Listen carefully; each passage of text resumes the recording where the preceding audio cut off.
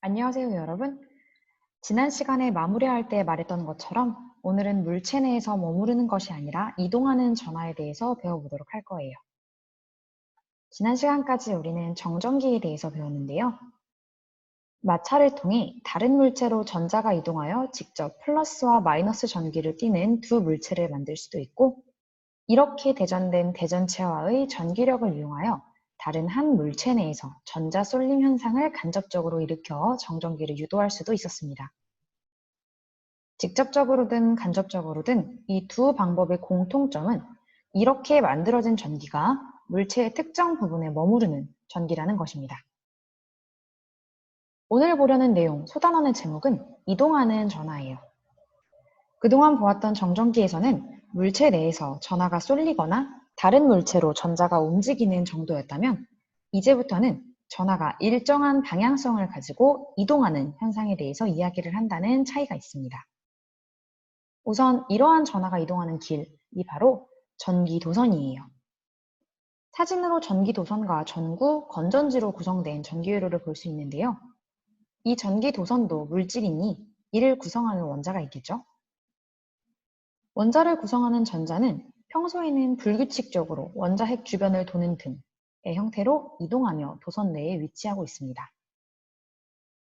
하지만 건전지로 전압을 주게 되면, 즉 여기서는 스위치를 눌러서 전기도선이 모두 전지와 연결되게 해주었죠. 전압을 받아 전자가 일정한 방향성을 가지고 이동하게 됩니다.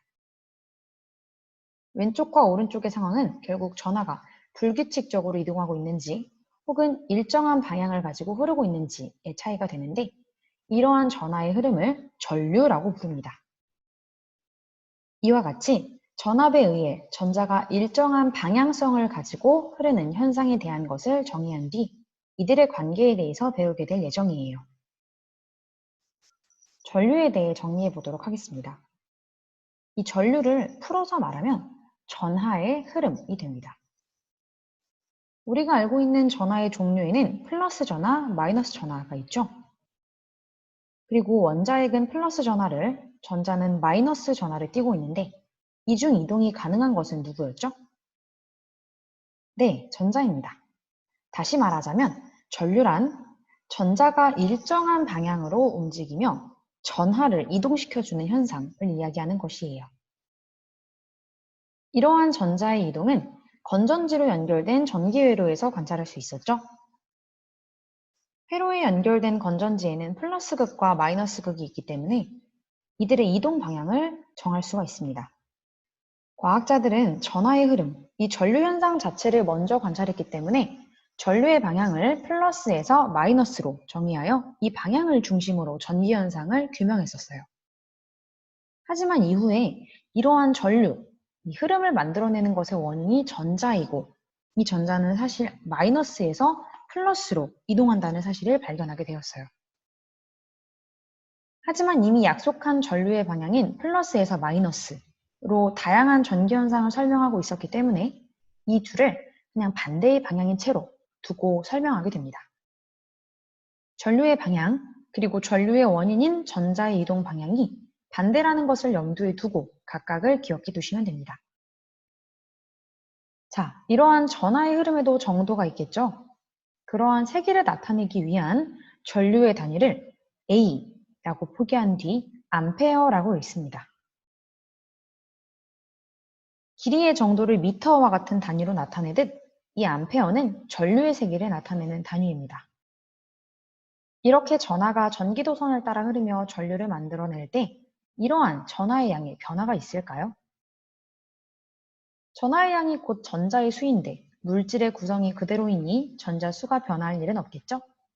즉, 전하는 새로 없어지지도 만들어지지도 않고 전기 도선상에서 항상 일정하게 보존이 되기 때문에 직렬로만 연결되어 있는 이 전기 회로의 어느 부분에서든 전류의 세기는 동일할 거예요. 이러한 전류의 세기를 측정하는 기구가 있는데요. 바로 전류계입니다.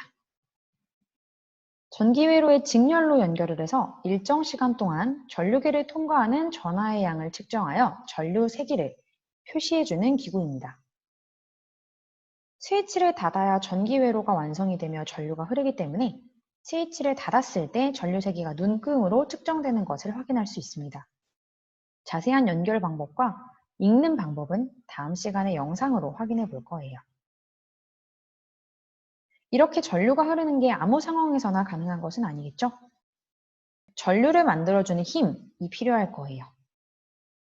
우리는 전기회로에서 이러한 힘을 제공해 주는 것이 건전지라는 것을 알고 있습니다. 그리고 이 건전지를 잘 보면 전압이라고 표시되어 있는 것도 볼 수 있었을 거예요. 이 전지의 전압은 전자를 지속적으로 이동하게 하는, 전하를 흐르게 하는 능력입니다. 전류를 만들어주는 전자를 누르는 압력쯤으로 기억하시면 될 텐데요. 이러한 힘, 전압의 세기를 표현해주는 단위는 V로 표기한 뒤 볼트라고 읽습니다. 아마 초등학생 때 이 전지 여러 개를 회로에 직렬로 연결해 보기도 병렬로 연결해 보기도 했을 거예요. 직렬로 전지를 연결하면 전지 한 개를 연결했을 때보다 회로에 가해지는 압력, 즉 전압이 커지는 효과를 가집니다. 전자를 밀어주는 힘이 더 세졌으니 흐르는 것도 더 잘 흐르겠죠? 전류의 세기도 더 커질 거예요. 따라서 전구도 더 밝아지지만 사용 시간은 전지 한 개를 연결했을 때와 동일합니다. 반면 병렬로 전지를 연결하면 전지 한 개를 연결했을 때와 회로에 가해지는 압력, 전압은 동일합니다. 따라서 전지를 한 개 연결했을 때와 전류의 색이나 전구의 밝기 모두가 동일하지만 사용 시간이 2배로 늘어나죠. 이러한 전압의 크기를 V로 표기하며 측정해주는 기구 역시 있겠죠? 전압계입니다.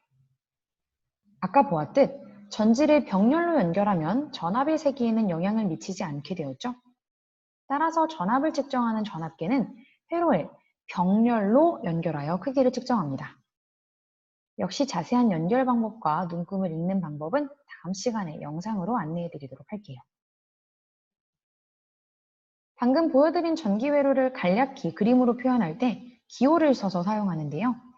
모양을 보면 직관적으로 어느 부분의 회로에 해당하는 것인지를 알 수 있을 거예요. 마이너스와 플러스 극을 가진 것, 전지죠. 필라멘트를 유리 뚜껑이 감싸고 있으니 전구를 나타내는 것일 거고요. 몇 닿는 모양새를 지니고 있는 스위치입니다. A는 암페어라고 읽고 전류의 세기를 나타내는 단위라고 했었죠? 전류계를 나타내는 전기기호입니다. 그럼 V 볼트가 표시되어 있는 이 기호는 무엇일까요? 네, 전압계를 의미하는 것이겠죠? 마지막에 이 그림은 전기도선을 여러 번 꼬아놓아 다니기 불편하게 생겼네요. 다다음 시간에 저항이라는 단어를 배울 건데요. 이 저항의 전기기호입니다. 지금까지 공부한 내용들을 연결하여 교과서 62, 63쪽의 비율을 함께 보도록 하세요. 이렇게 전기회로의 전선 내부에서 일어나는 전류와 전압에 대해서 여러분 스스로 정리해보는 시간을 가지면 되겠습니다. 다음 시간에는 전류계와 전압계, 전기회로에 대한 영상을 따로 촬영하여 직접 보여드리도록 할 예정입니다.